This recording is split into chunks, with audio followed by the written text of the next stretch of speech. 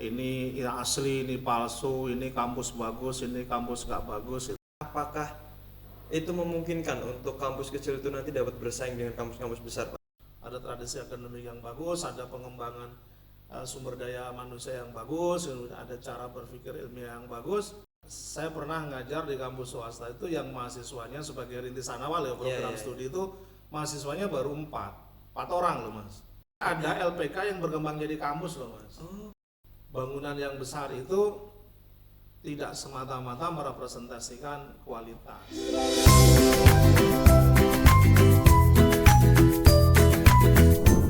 Selamat datang di Akila Gudang Ilmu, podcast yang membuka wawasan, mengupas topik menarik, dan tentunya membawa kita lebih dekat dengan ilmu pengetahuan. Dengan saya Aditya, dengan podcast yang pertama ini kita mendatangkan narasumber sekaligus dosen dengan Pak Basuki. dengan Pak Basuki. Basuki Agus Suparno. Ya. Berhubung dengan narasumber kita adalah dosen ya Pak ya. Mungkin kita akan membahas sedikit topik ataupun yang berhubungan dengan kampus ya Pak ya. Karena memang identiknya dosen dengan kampus ya Pak ya. Ya pasti. Oke, Pak, dengan fenomenal yang ada di Indonesia sekarang atau mungkin jadi topik perbincangan berhubungan dengan kampus mungkin ya. Mungkin Bapak mengetahui istilah dengan kampus ruko. Wah, terima kasih Mas Adit ya. Ya. Atas kesempatan sudah diundang ke podcast Akila Segala Gudang Ilmu ya. Ya, betul Segala sekali. Gudang Ilmu. Pada kesempatan ini tadi pertanyaannya kan menyangkut kampus ruko ya. Ya, betul sekali ya. Sebenarnya kampus ruko itu gimana konsepnya? Istilah itu menurut saya itu kan saya dengar istilah itu tuh terkait dengan ontran-ontran yang terjadi kemarin itu Mas. Jadi terkait dengan ini yang asli, ini palsu, ini kampus bagus, ini kampus nggak bagus itu. Kemudian ada istilah kampus ruko itu. Nah memang kan ada memang faktanya kampus yang bangunannya itu kayak ruko. Tapi apakah kemudian kita berpikiran negatif terhadap kampus ruko itu? Kan tidak juga kan Mas Adit. Iya, betul. Masa kita kemudian ada kampus yang faktanya memang bangunannya kecil kayak ruko, kemudian kita langsung menjat kampus itu kampus yang tidak legal, tidak bagus itu. Ya barangkali kalau dibandingkan dengan kampus yang besar ya tentu beda kan gitu. Ada kampus-kampus besar yang luas areanya tanah menempati tanah yang luas gitu ya. Tapi juga faktanya kan juga ada kampus yang kecil ya, kecil kemudian menempati ruko gitu. Katakanlah seperti ruko gitu ya, seperti ruko. Bukan kemudian ruko itu sendiri, tapi ya seperti ruko bangunannya. Kemudian itu kampus yang buruk, jelek gitu. Belum tentu juga. Karena esensi kampus itu apa menurut Mas Adit? Kan di situ ada aktivitas akademik, mengasah intelektualitas, kemudian tradisi ilmiah gitu ya. Nah itulah yang menurut saya esensi dari sebuah kampus. Kalau kampus kecil itu masih mengembangkan tradisi itu dan berusaha mengembangkan tradisi itu, bangunan kecil itu ya saya kira tidak harus dipersoalkan sedemikian rupa. Yang penting esensi dari tradisi akademik, rasionalitas dari cara berpikir, kemudian praktek-praktek pertarungan ilmiah itu dikembangkan di situ, saya kira tidak masalah tentang kampus ruko itu. Kan ada juga kampus-kampus yang besar juga kan, yang barangkali tidak seperti itu. Kampus yang besar itu bisa saja tidak merepresentasikan kaidah dan tradisi akademik, tapi justru menampilkan sebuah representasi kekuatan ekonomi kaitannya dengan kapitalisme pendidikan. Itu komentar saya yang awal gitu. Nah, monggo Mas, apalagi yang kira-kira, kan saya melihatnya dari sisi itu. Saya melihat kalau kampus-kampus besar kan banyak tuh. Yang reputasinya lama juga atau punya reputasi yang ratusan tahun itu juga ada. Misalnya Harvard gitu ya, MIT ya, Massachusetts Institute teknologi, bahkan apalagi. bahkan mungkin istilah kampus kecil ini pun juga ada di luar negeri juga ya Pak ya, tidak hanya di Indonesia aja ya. Sebenarnya di kampus di luar negeri yang saya tahu juga ada yang kampus itu kecil kayak bangunannya ya kayak ruko, itu juga ada. Tapi kan itu sering di apa namanya dianggap remeh, Ya, dianggap dipandang sebelah mata ya Pak dipandang ya. sebelah mata gitu ya, karena memang eksistensinya tidak seglamor dan tidak sekredibel kampus-kampus besar yang memang reputasinya sudah lama kan gitu. Iya, iya. Tapi sebagai usaha menurut saya perlu dihargai loh Mas. Iya. Jadi misalnya Mas Adit pengen mendirikan sebuah kampus, idealisme pengen menyelenggarakan pendidikan kan gitu Mas Adit. Iya, iya betul Pak. Kemudian kan nggak punya modalnya terbatas, nyewa dulu gedungnya. Karena pengen menyelenggarakan pendidikan itu ada aspek bisnis tentu saja, kan ada aspek bisnis, ada aspek idealis bergabung jadi satu, mana yang lebih dominan itu tergantung Mas Adit sebagai pengusaha kan gitu. Lama-lama bisa nggak mungkin itu berkembang? Bisa, tapi bisa juga mati ya, bisa namanya usaha untuk menyelenggarakan pendidikan. Banyak tadinya mulai dari LPK misalnya, mulai dari LPK mulai dari bangunan-bangunan kecil kemudian sampai dia bisa menjadi sebuah universitas yang menempati lahan yang luas gitu. Itu menurut Bapak ya, mungkin kan kalau dari saya sendiri kebetulan juga dari mahasiswa juga, tetap pasti kalau untuk pandangan saya dengan mahasiswa dengan kondisi yang sekarang, apakah itu memungkinkan untuk kampus kecil itu nanti dapat bersaing dengan kampus-kampus besar Pak? Itu mungkin yang pertama ya. Dan yang kedua mungkin pertanyaan saya, apakah dari segi legalitasnya sendiri kampus-kampus kecil itu sebenarnya memiliki persyaratan untuk mereka membangun kampus-kampus itu Pak? Karena kan yang kita ketahui mungkin dengan kampus yang cukup dikenal itu sudah berbentuk kampus yang cukup besar dengan fasilitas yang lengkap itu tadi. Mungkin Pertama memang pertanyaan Mas Adit itu penting ya, apakah kampus yang kecil itu memenuhi persyaratan sebagai kampus atau enggak. Nah itu kan harus mengikuti ketentuan peraturan perundang-undangan yang ada. Sepanjang kampus kecil itu memenuhi peraturan ya, peraturan perundang-undangan, memenuhi sebagai sebuah kampus gitu ya, saya kira mereka punya hak untuk berkembang dan hidup gitu ya.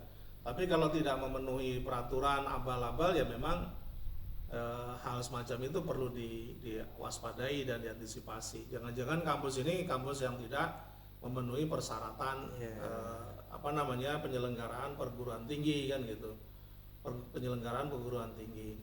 Nah, memang ada persyaratan-persyaratan yang sekarang itu untuk memenuhi sebuah penyelenggaraan perguruan tinggi itu kan memenuhi aturan-aturan yang ada. Tapi faktanya kan memang ada kampus yang sebenarnya dari sisi lahan kecil, bangunannya juga tidak besar dan itu tetap berjalan sebagaimana mestinya. Persoalan persaingan tentu tidak bisa head to head gitu, apple to apple dengan kampus-kampus besar yang mapan gitu. Lulusannya juga barangkali berbeda beda juga ya, gitu, beda dengan yang kampus-kampus besar itu. Jaringan alumnusnya juga pasti berbeda gitu dengan semacam itu. Tapi saya membacanya itu begini Mas, bahwa ada segmen juga kan, ada segmen masyarakat Indonesia yang duitnya terbatas, nggak bisa masuk kampus besar, baik negeri maupun swasta karena biayanya tinggi atau terlalu tinggi.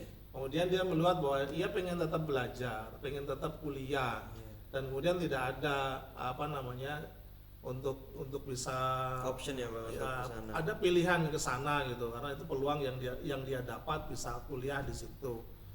Nah, saya kira itu menjadi bagian ekosistem pendidikan yang harus diakui. Selain ada ekosistem pendidikan yang lebih luas tadi gitu ya.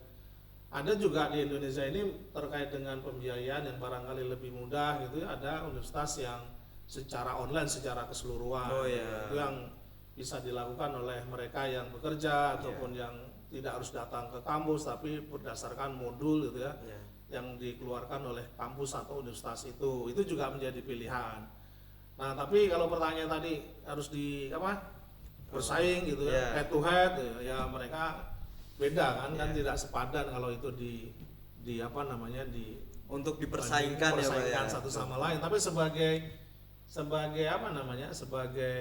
kesempatan ada anak bangsa yang nggak punya duit, kemudian nggak bisa masuk perguruan tinggi negeri yang besar atau swasta yang besar karena keterbatasan tadi. Oh, ini ada peluang dengan persyaratan minimal yang mereka bisa masuk. Saya kira ya tidak apa-apa. Melengkapi kegiatan akademisi di Indonesia juga ya Pak ya. Menurut saya begitu. Yang penting gini esensinya, yang penting kampus itu memenuhi persyaratan, ya, persyaratan minimal, kemudian legal keberadaannya, dan kemudian di situ ada tradisi akademik yang bagus. Ada tradisi akademik yang bagus, ada pengembangan sumber daya manusia yang bagus, ada cara berpikir ilmiah yang bagus. Saya kira kecil pun tidak apa-apa. Lalu kebetulan Pak Basuki sendiri ini adalah dosen. Kalau dari sepengalaman Pak Basuki, apakah Pak Basuki sempat mengajar di kampus yang dikatakan dengan istilah kampus ruko? Kalau pertanyaan itu saya gini ya, saya pernah ngajar di kampus ruko belum gitu ya? Ya belum pernah. Tapi ada juga kampus yang saya ngajar di kampus negeri, beberapa kampus negeri ya, tidak perlu saya sebutkan di mana. Tapi saya juga pernah ngajar di kampus swasta. Dan waktu itu untuk awalan saja saya pernah ngajar di kampus swasta itu yang mahasiswanya sebagai rintisan awal ya program studi itu mahasiswanya baru 4 orang loh Mas. Itu satu jurusan ya Pak? Satu program studi. Pada awal berdiri itu 4. Itu pun yang 2 pegawainya. Pada awal berdirinya itu 4. Kemudian berkembang sampai menjadi ya 30, sekarang mungkin sudah 40-an mahasiswa itu. Tapi saya pernah mengalami itu. Artinya ada kampus swasta yang kemudian melakukan rintisan, itu tidak serta-merta kemudian mahasiswanya banyak. Tapi seiring dengan berjalannya waktu, mereka kemudian tumbuh menjadi 40 mahasiswa gitu. Kabarnya sekarang menjadi lebih berkembang lagi, tapi ketika saya pernah ngajar di situ tuh dimintai bantuan, Pak Bas minta tolong ya bantu. Saya mau membantu. Waktu itu mahasiswanya 4. Jadi 4, 2 itu pegawainya. Ketika 2 itu nggak masuk, saya bilang, loh ini yang 2 yang mana itu? Oh iya saya lupa, 2 yang masuk tuh sudah 50% ya. Sudah 50% dari 4 itu. Saya lupa tuh kan itu. Berarti 50% ya. Itu pernah Mas. Jadi saya pernah mengalami sebuah kampus swasta ya dengan mahasiswanya program, tapi bukan keseluruhan kampus. Kampus itu cukup besar sebenarnya. Kampus itu cukup besar. Tapi ketika dia buka program studi baru gitu ya, itu mahasiswanya 4 gitu. Artinya itu terkait dengan pasar, kemudian terkait dengan siapa yang mau masuk di situ, itu biasanya berkaitan juga dengan universitasnya gitu ya, kredibilitas universitasnya, biayanya, kemudian segmen yang biasa ke situ, masuk ke kampus itu siapa gitu. Ternyata juga berbeda dengan yang kampus-kampus besar atau kampus-kampus yang sudah punya nama gitu.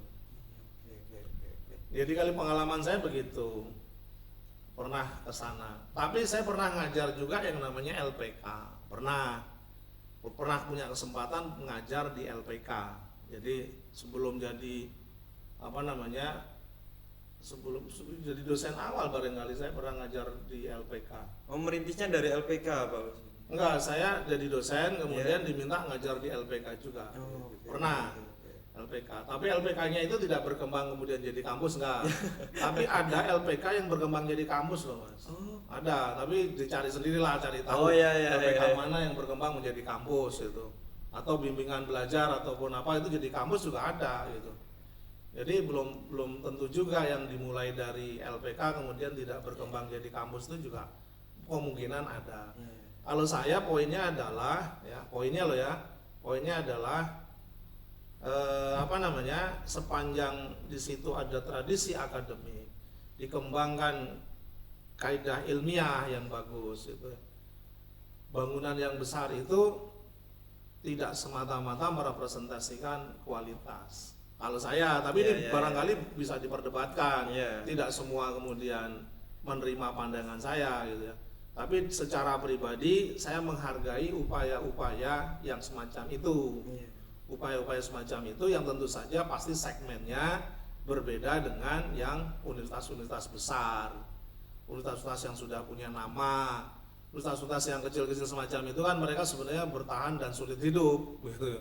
Dari sisi finansial, dari sisi segala macam, tapi mereka berusaha untuk tetap menyelenggarakan pendidikan, mengambil bagian-bagian yang barangkali tidak dikelola atau terkelola oleh universitas-universitas besar karena terkaitan dengan persyaratan dan biaya yang harus dipikul ketika mereka mau masuk ke situ.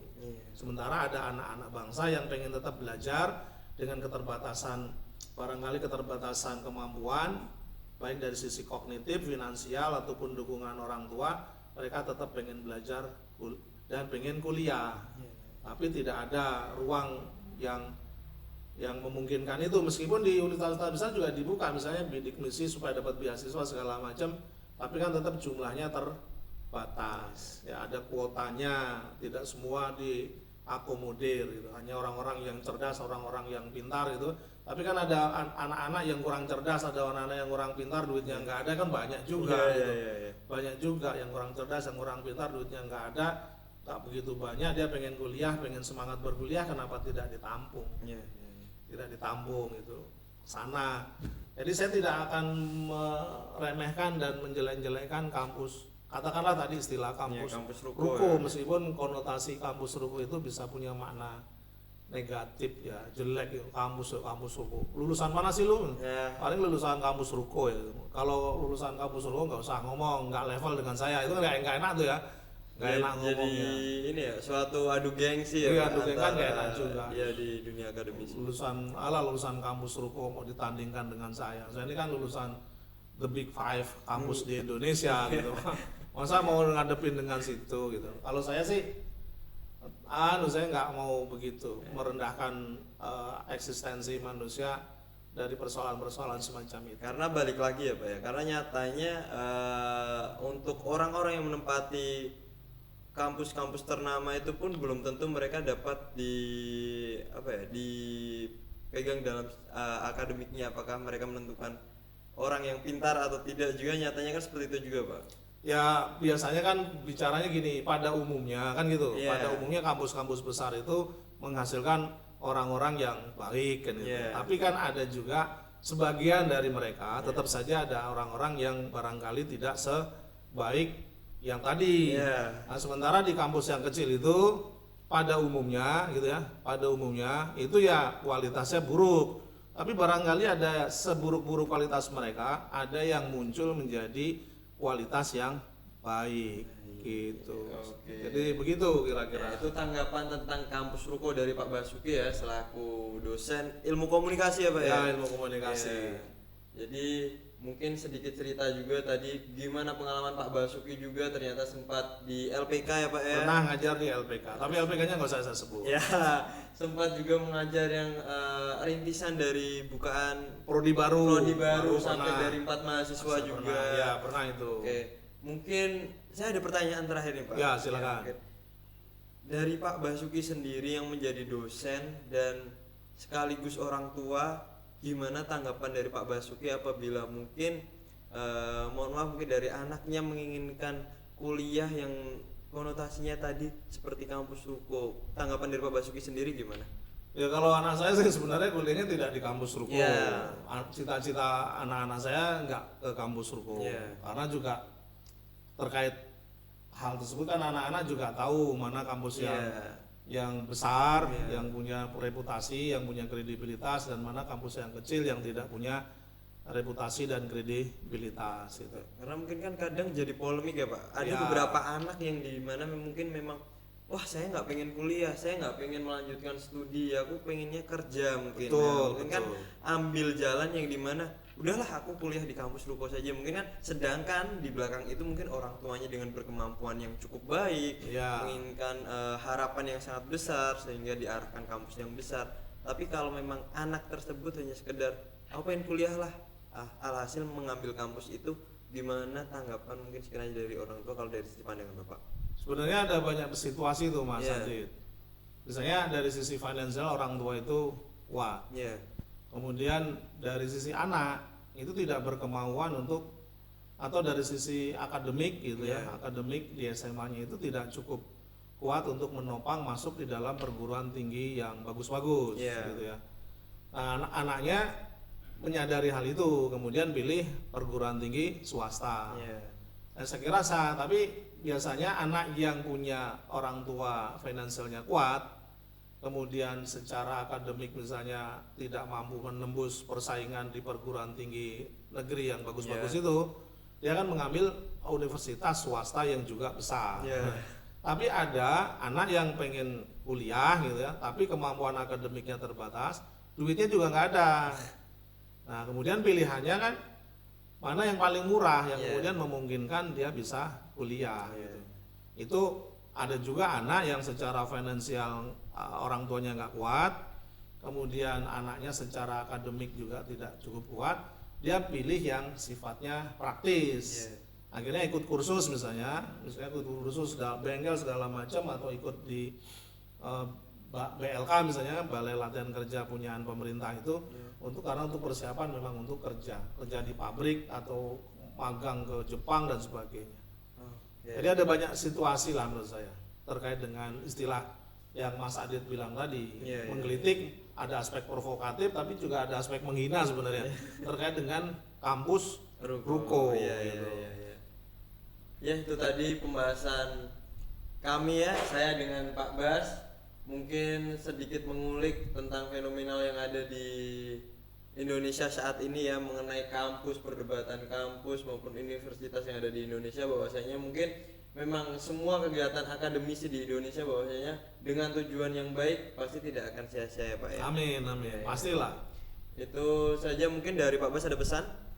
Ya kita terhadap usaha orang lain apapun gitu ya, ikhtiarnya kita harus hargai dan hormati. Tidak perlu meremehkan dan mencibirnya. Ya, oke, itu tadi. Terima kasih Pak Bas atas berbincangnya pada terima kasih juga sudah diundang ke Akila Segala Gudang Ilmu ya. Tunggu informasi selanjutnya yang akan kita hadirkan di channel ini. Pokoknya kita akan menghasilkan konten-konten menarik yang tentunya dengan membuka wawasan yang lebih luas lagi. Tetap di Akila Gudang Ilmu.